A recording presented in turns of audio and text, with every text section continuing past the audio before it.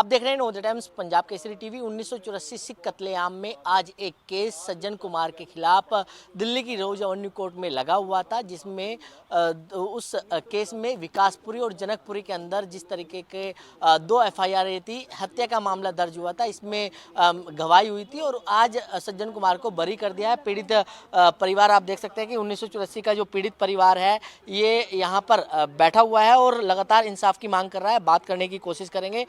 Ma'am, अगर आपसे बात करें, जिस तरीके से केस लगा हुआ था और आज बरी कर दिया गया है सज्जन कुमार को, किस तरीके से आप देख रहे हैं?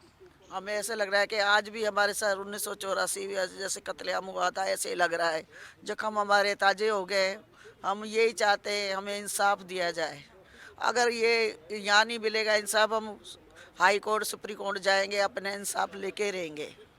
लेकिन कोर्ट की तरफ से क्या कहा गया आज जब आप कोर्ट पहुंचे थे? देखो, हमारे जाने से पहले जो 10 बजे का टाइम था, उन्होंने पहले ही ले लिया था। पहले ही, हाँ, पहले ही क्लीन चिट दे दी थी। तो 10 बजे से पहले दिया, क्यों दिया? जब आए नहीं तो क्यों, मतलब। कितनी उम्मीद थी आप लोगों को कि आज इंसाफ मिल पाएगा, लेकिन आज फिर जख्म जो है वो हरे हुए दिखाई दिए हैं। जी, हम उम्मीद लेके चले गए शायद जज साहब अच्छी खबर सुनाएंगे या फांसी वगैरह के ऑर्डर कर ही देंगे, लेकिन जज साहब हमारे आने से ही पहले उनको बरी कर दिया गया। लेकिन जब हमने सुना तो हमारे जख्मों पे जैसे नमक चढ़ के आ गया। उसके बाद में हमें बहुत क्रोध हुआ और फिर हम सीबीआई कोर्ट के सामने बैठे, रोए चिल्लाए, सब कुछ करा। और उसके बाद में जितने भी हमारे जख्म थे उस पर सभी नम के छिड़के दे गए। इन्होंने छिड़का, जज साहब ने छिड़कवाया। जज साहब ने हमें इंसाफ नहीं दिया। दोषी को इंसाफ दे दिया, दोषी को दंड देना चाहिए था, दोषी को फांसी देनी चाहिए थी। इन्होंने गरीब को कोई नहीं। इसका मतलब ऐसा क्या जज साहब है, किसको पहुंचने भी दो, किस देखो तो सही कौन आया कौन नहीं आया। इतना जल्दी क्यों? इसके हाथ में ही चाबी थी, फट उसने घुमा दी। और जो मरीज हैं, जो ये हैं, उनके के दुख सुख का उसने साथी नहीं बना भाई, नहीं बना। तो अभी हमें इंसाफ चाहिए। पापी को दंड दो, पापी को फांसी दो, पापी को सजा दो, हमें इंसाफ दो। हम खून के आंसू रो रहे हैं 42 साल के बाद में। जज साहब, आपने हमारे आंसू नहीं देखे। देख सकते हो, कहो तो आपके ऑफिस के सामने जितने सदस्य हैं हम आके बैठ भी जाएंगे।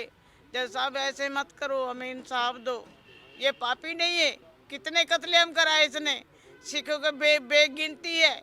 उसका 18 साल का बच्चा भी नहीं छोड़ा।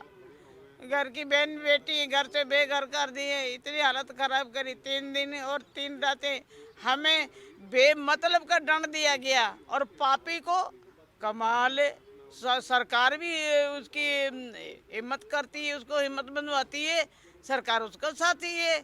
फिर हमारा हमारा क्या होगा? हमें इंसाफ नहीं देंगे? ऐसे तो फिर पता नहीं कितने सदस्य पूरे होते रहेंगे। सरकार के पास इंसाफ नहीं है। उस वक्त सरकार कांग्रेस की थी, कांग्रेस मार रही थी, कांग्रेस तार रही थी, कांग्रेस को दिल में आता था वो करती थी।